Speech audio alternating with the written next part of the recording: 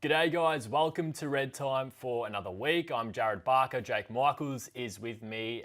Round 9 is just on our doorstep. The AFL hasn't nailed the fixture twice in a row, have they, Jake? Last week we had the rivalry round. This week we've got the top 8 all playing each other. We had the rivalry round without the derby. Oh, yeah. But which our friends over in WA weren't too happy about. Do you think this round is that good? Top 8 playing each other.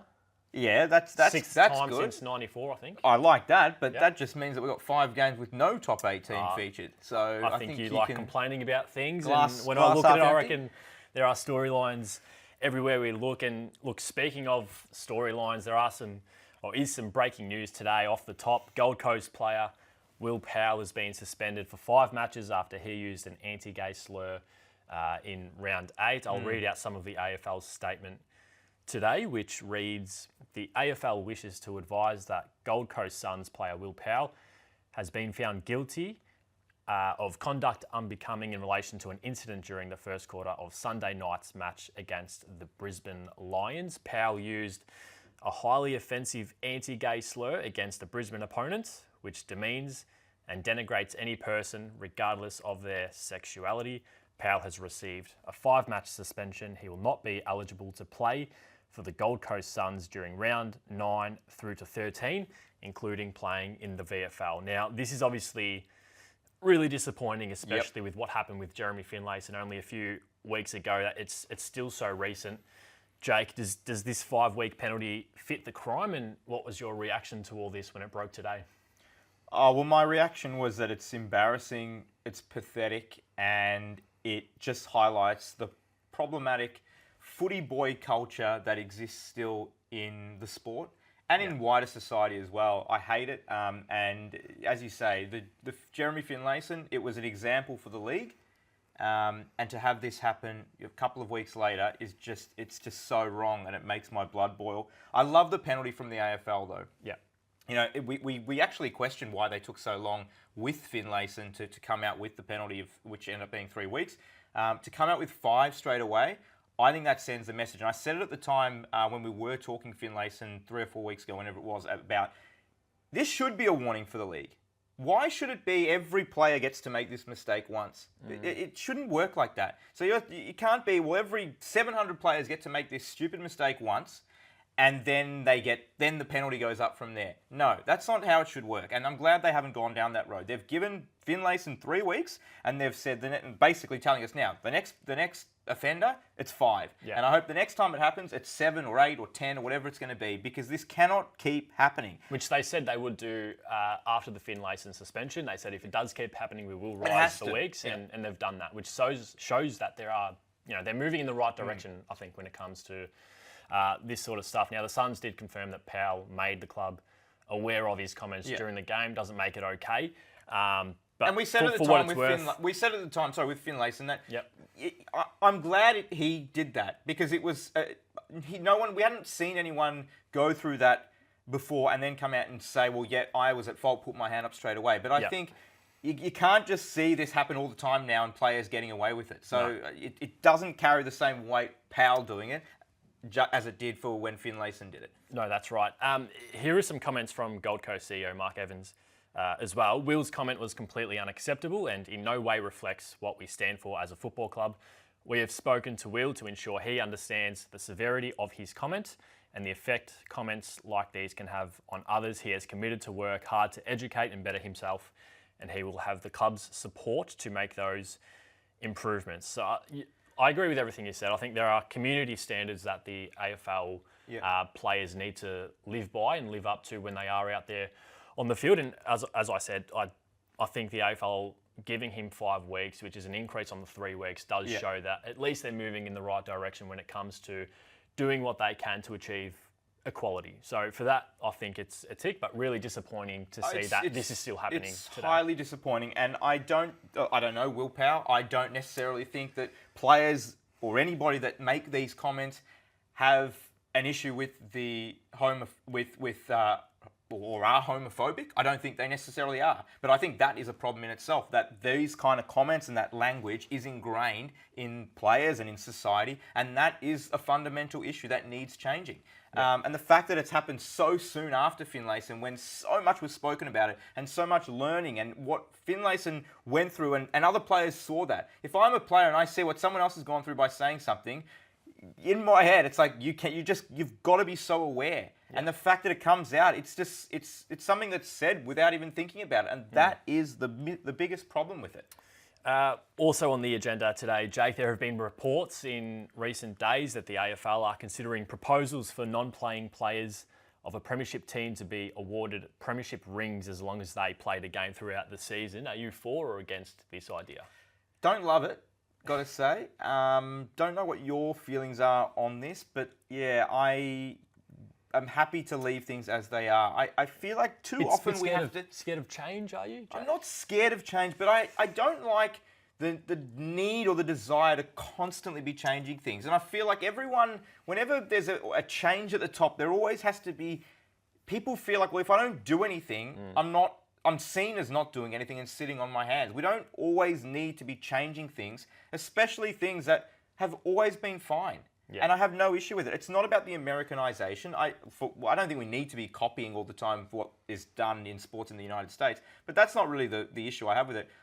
I'm bigger on... I don't want it to be something that every player at the club gets.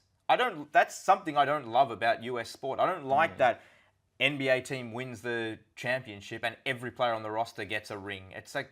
You're talking about players that did not contribute on the court, or in this case in footy on the field, to winning, and so why should they get the ring? Yeah, and I agree with you that I am against it as well. I think if you ask the players what they would want, I'd be surprised if they would feel like a Premiership player, or I think they'd be almost embarrassed to have that next to their name, knowing that they weren't playing on the day. Not played on the day. Yeah. Now, I do want to bring this up from memory. If I've got this right, Leon Davis actually got a medal. From 2010. He played in the drawn grand final against St Kilda. He didn't play in the replay, but he was awarded a Premiership medallion. That I believe he doesn't have that, and he didn't want it, and has actually passed that on to a family member. Now, he actually played in the drawn grand final and didn't want it. So what's a player who played one game in round 4 or played 0 games, played the rest of the season in the VFL? What's he going to feel like by? Do you think he's going to really feel like he actually contributed by just because he's got this symbolic Premiership ring? I don't think so. I think it is weird in a way when it's a club initiative, because clubs do this already, to be honest. That's okay. If it's on their own accord, you want to acknowledge 100%. The whole list, that's completely fine. But if it's an official thing to be recognised by the AFL, that's when I think it's wrong. And you hear coaches, every Premiership coach every year, they explain it's not just the 22 or the 23 that run out on the day.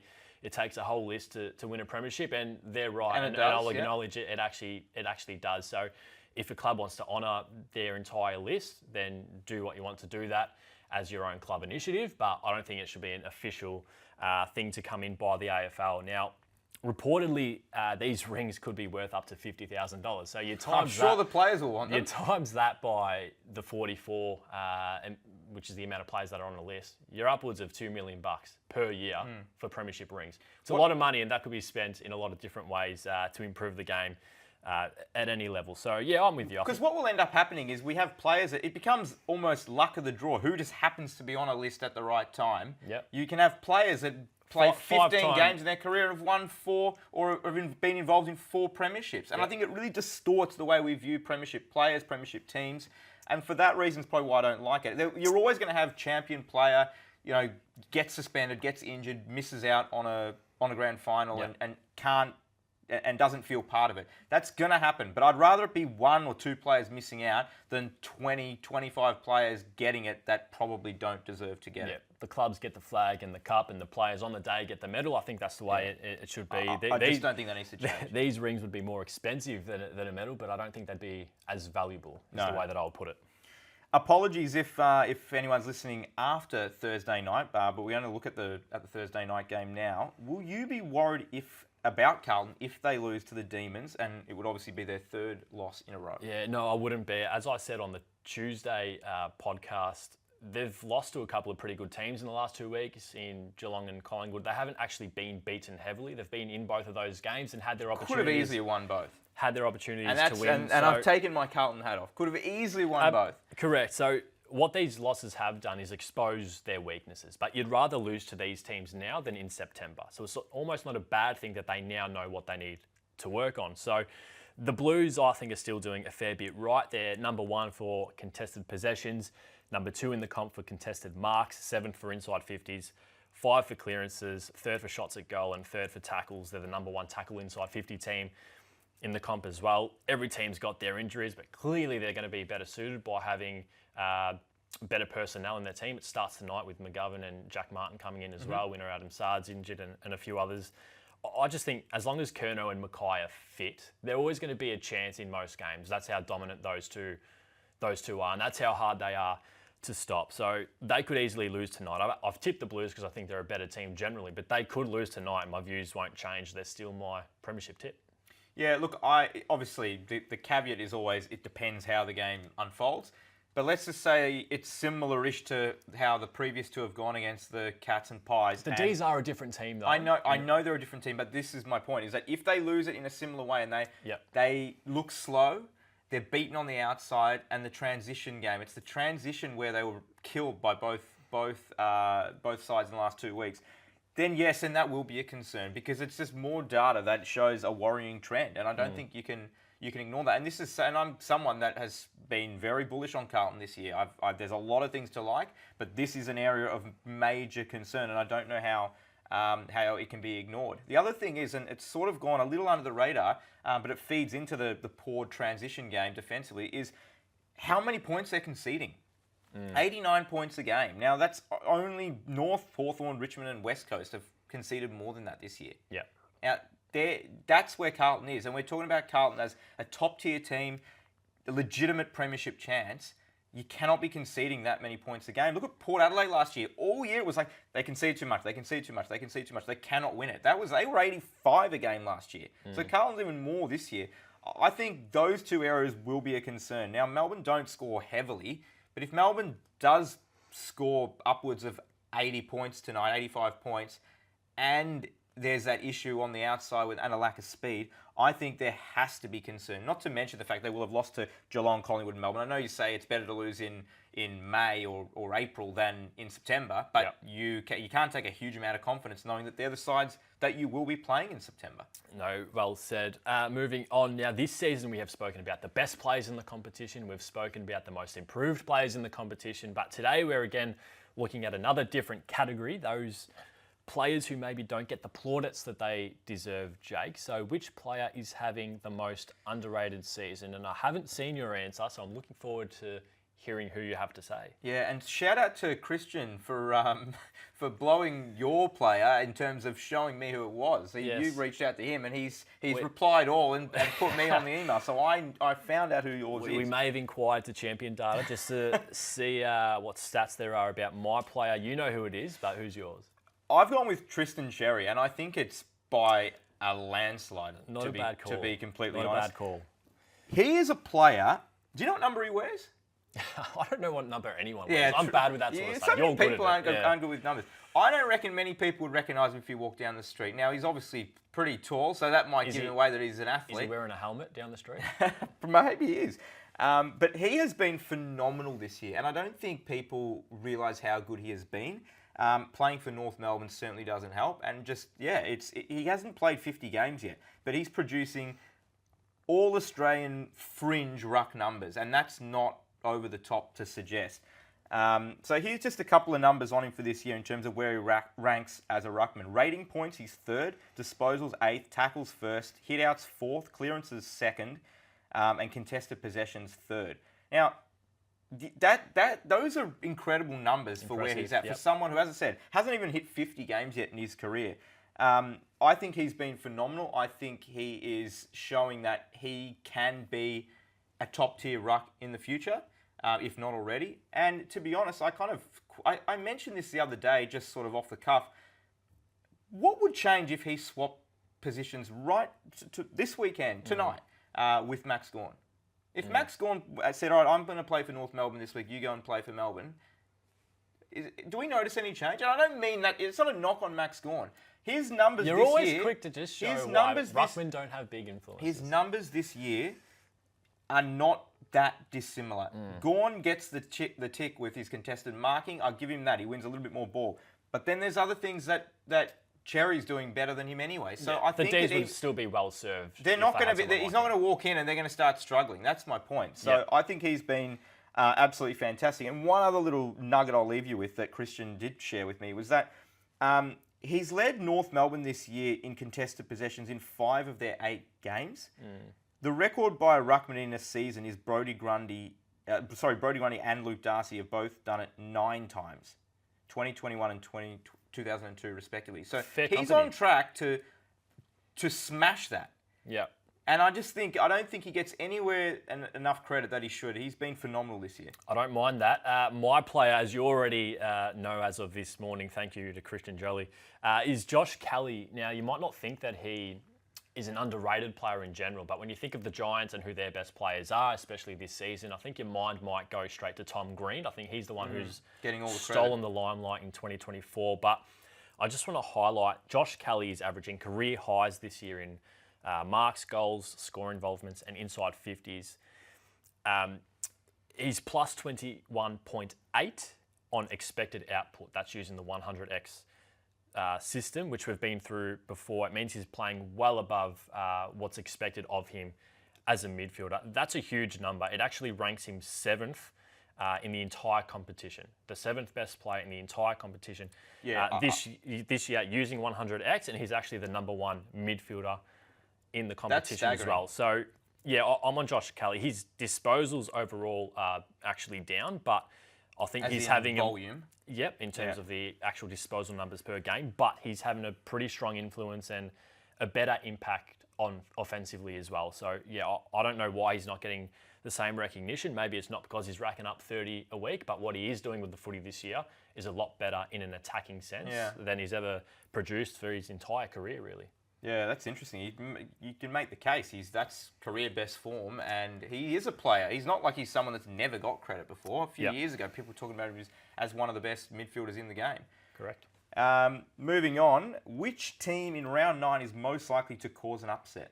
Well, I've tipped the Blues, and they're technically the outsiders with the bookies, so I think they'll get over the D's tonight. But I'm going to go with... Have you tipped Carlton against Geelong and Collingwood? Yeah, I have, yeah. Maybe it doesn't bode well for my tip tonight, but I think Fremantle. I'm going to Friday night. I think the Dockers are a big chance at home, in form, albeit they only beat a heavily banged up Richmond side last week. They are in form, and the Swans are without Tom McCartan. So I just think there's a really big opportunity for their forward line, Josh Tracy, Jai Amos, and Luke Jackson, to really stretch that Sydney defence. Now, the Dockers are the number 2 defensive team in the competition, behind only the Demons.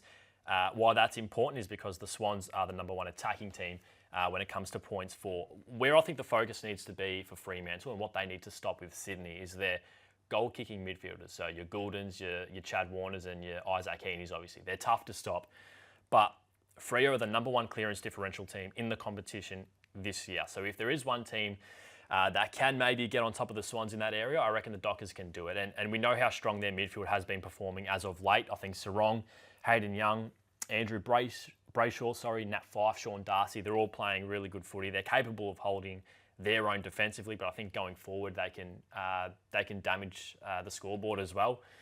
So I think where a lot of Freo strengths are, while Sydney is strong in those areas as well, I wouldn't be surprised if the Dockers do stand up under the pressure and hand the Swans their second defeat of the year. I haven't been brave enough to tip them, but I reckon they're actually a pretty good chance. I think they're a great chance. I think it feels... I'm big on letdown spots, and I was at the SCG on last weekend, and I thought Sydney were great. They've been fantastic all year, aside from that Richmond game. As I said, that just feels so weird to talk about. But yeah, it does feel like a letdown spot. Beat the rival. A lot of travel. All of a sudden, it's not as urgent to win because you got that game against GWS last week. Yeah. I like that. I can certainly see them winning too. I've gone for Brisbane. At the start of the year, if you said Brisbane will play Adelaide and the Crows will be favoured, I forget where it is. I mean, don't think anyone would have believed that. I know the year isn't panning out how... A few injuries at the moment as well. I know they're depleted, but and the year has certainly not planned out as they would have expected. But I just can't believe that they're not favoured in this game. And Adelaide has been playing well too, so I'll give them credit there. But their season feels like it is on the line. It's not the first time I've said that this year, and it's probably going to be the case for the next couple of weeks until they can sort of get that record up to almost a 500 level. So the urgency is there, unlike Sydney. So I think they have to win this game. They'll know it. And I think they do win the game. They're one of the better defensive teams in the comp, which might surprise given what we've seen this year. The numbers and in terms of the champion data premiership standards and where they rank league wide, they are one of the best 3 or 4 defenses in the comp. And Adelaide's scoring, that's been their issue this year. They've struggled to score, unlike what they were able to do 12 months ago. So I think the fact that Brisbane's so strong defensively, Adelaide's struggling to score, I think that's a huge advantage for the Lions. And then you look at the midfield, and I still give the Lions midfield the edge. So, yeah, I think I get it. I kind of get why the Crows are favoured. They're going pretty well. They're at home. Brisbane obviously hasn't been going well, and they've got a stack of injuries. But yeah, I think there's too much on the line this week for Brisbane, and I think they get up. Well, I've tipped the Crows. I reckon Adelaide's still a sneaky finals chance, which we spoke about on Tuesday as well. I reckon keep an eye on them.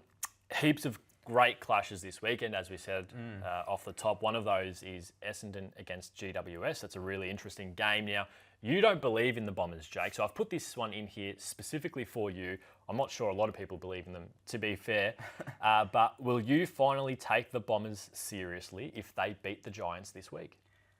No, I won't. I don't think it's going to change much. Like I said when we spoke about Carlton and Melbourne, obviously it depends on what happens, but there's not much. It's going to take something pretty extraordinary for me to think, gee, maybe this side can win a premiership this year. I'm not convinced. I don't think many people are convinced. I don't think Essendon supporters are convinced. I don't think they're going to win a premiership. But in terms of finals, but then you say take them seriously. Well, what does that mean? Playing finals. Maybe winning a final for the first time. Winning a final? No, I don't think they're even capable of that. I just think to win a premiership, to be in that hunt, you've got to be great at least one thing. Great. Really, really good. Yep. One of the best in the league at something. They're not great at anything. They're not. You look at their midfield. They got a great midfield? It's pretty good. It's not great. Have they got a great defence? No. Have they got a great forward line? No. Yeah. And then you look at their percentage, 95 or 96, and you think, that sums up where they are. They're an average team. Yeah. The record flatters them at the moment. I don't think... Look, I'm not going to be stunned. I'm not going to turn around and say, oh my God, what a massive boil over if the Bombers win this week. I think they're getting the Giants at a pretty good time. They've got a few injuries themselves. We don't know if Tom Green's going to play. Cornelio, they've got a few injuries, and all of a sudden, just a few things probably not working as they were early in the year. And Essendon obviously full of confidence. So I think they get them at a nice time.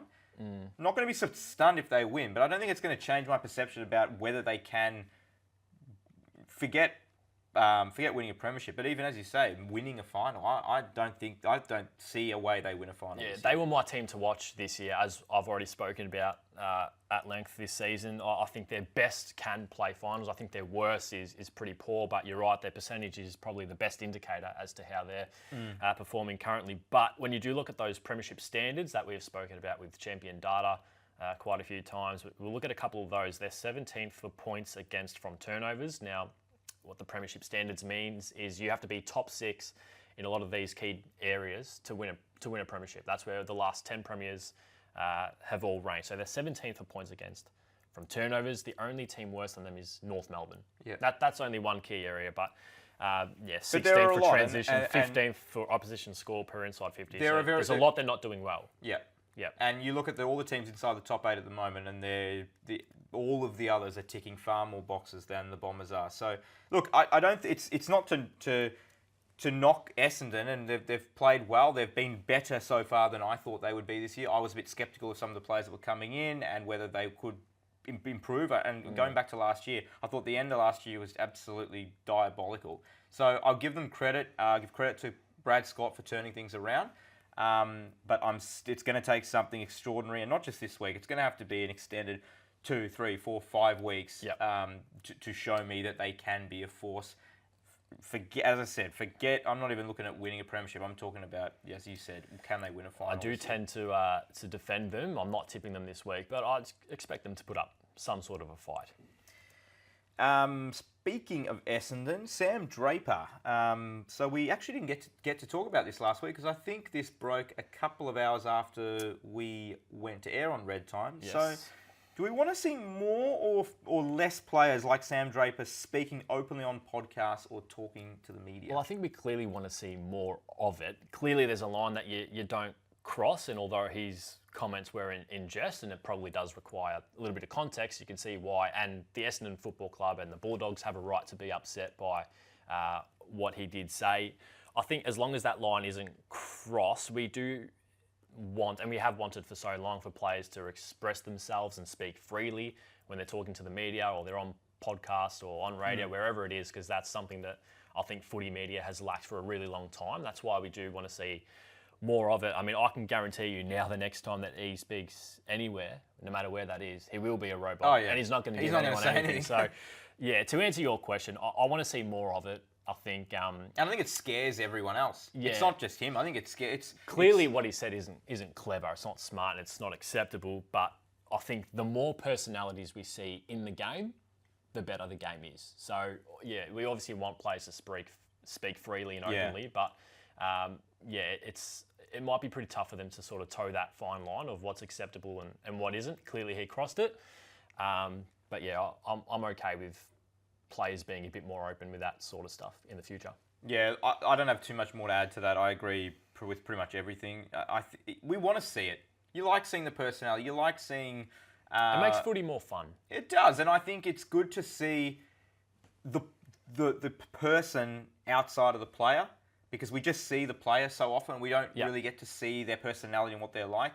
The issue is that there are certain players that do show a little bit more, and they get knocked back down for it. So it does, and then you see something like this. This is one example where... But it's going to scare others off. Yeah. Others are going to think, well, why would I do that if I'm just going to get criticised or get in trouble? So I think, it is a tough line it's a balancing act, but I don't see a way in which... I don't see a way in which it's going to happen in the future, where in terms of we're going to get more of this because we just keep shooting them down when we do it, when we get it. Moving on, we've spoken about the top end of the ladder and the teams that are performing quite well. Two teams that aren't, and they're on the foot end of the ladder, is Richmond and North Melbourne. They've only got one win between them this year. We've thought about both of these clubs, Jake, and we wondered which coaching job would you rather have right now if you had to take over one of these teams? Would you prefer to be coaching North Melbourne or Richmond? Can I get a do-over? Can I pick another team? I'm only giving you two options, mate. It's a tough one. You can't have a cop-out. It is very tough. Look, I was big on Richmond falling off. I'm not saying I was the only one, but I thought Richmond was going to be falling off a cliff this year. I'm not surprised where they are. They've had their fair share of injuries, which I think that's killed their season. Yeah, look, but they're not the only team. I think there's a number of sides that have had a lot of injuries this year. At the end of the day, even if every club's at full strength, I still think they're going to be thereabouts in the bottom four. They might be a couple of spots high, but I don't think they're going to be anywhere near finals, and that was what I was sort of saying at the start of the year. I think list-wise, they're going to be in a far worse position than North Melbourne in, say, 3 years' time. So just think about it. So in 3 years, Martin, Grimes, Pickett, Prestia, Lynch, Broad, McIntosh, they're all going to be gone. Yep. There's no way any of them are going to be playing. Vlosten will be 33, Nankervis 32, Short 31, Rioli and Hopper 30. And then who knows what's going to happen with Shea Bolton, Liam Baker, who are starting to there's a bit of circulation about trade rumours and where they could go. Could be a good trade value, though. They could be great trade value. But you don't know what will happen and who knows with what they're going to get for them. But all of a sudden, all that experience is gone. How many youngsters that have come through for Richmond? I'm not talking about players they've brought in from other clubs like Taranto and Hopper and these guys who aren't really going to be that young. The young guys that they've drafted, the talent, how much of it is there that you actually are excited about? I don't think there's much. And then you compare that to North Melbourne. And I know it might sound crazy to say North is going to be better. The North will at some point be vying for a finals place and trying to win a final and then eventually going for a premiership. It sounds crazy now, but it is going to happen. They've bottomed out. Yep. They have banked the talent, or are banking the talent, and they will rise. Yeah. And I'm not saying they will rise this year or next year, but it will happen. And in 3 years' time, they will be in a better position. 12 players they've taken in the top 26 of the draft since 2020. Yep. That's easily more than anybody else. I mean, you can't just... Their under 21s are a lot more talented than Richmond's under 21s. Oh, it's not even close. Yeah. Now, in terms of which club would you want to coach, I don't know. Richmond is a far bigger club. You know, they've had the success. I mean, it's hard to follow. I know it's funny. MCG, big crowds, bigger games to be involved in. But if you're talking about the specific list, how good you're going to be on the field and potentially winning premierships, there's no doubt. The answers are a little bit There's different. no doubt. In my mind, North Melbourne in 3 years' time is going to, assuming that you walked in at the start of next year and you're given at least 3 years. By that stage, it's going to be. It's not going to be close in terms of the quality of the list. There's a lot of first-round draft talent there, as you said. I think the trajectories of both teams are completely different at the moment, and we spoke about it last week. The Tigers are in a pretty weird position with Tassie coming into the competition as well. They're going to have a lot of draft concessions. If the Tigers do bottom out at the wrong time, which we expect them to, they risk staying bad and at the bottom of the ladder for quite a long time, which is what hurt Melbourne when the Suns 100%. and the Giants came into And the there's not much competition. you can do about that. That's just the only wrong thing you place, can do. right time. The only thing you can do is stay ahead of the 8 ball and get rid of some of these players that are coming off contract in the next few years if their value is still there. So I think you're right. Yeah, I think North are in a far better position, especially with all that young talent. No one's getting that North job. I mean, they'll keep Clarko there for 15 years if they have to. Well, they're not going to hire me or you, and that's what the question was about, wasn't it? Can they beat the Suns this week?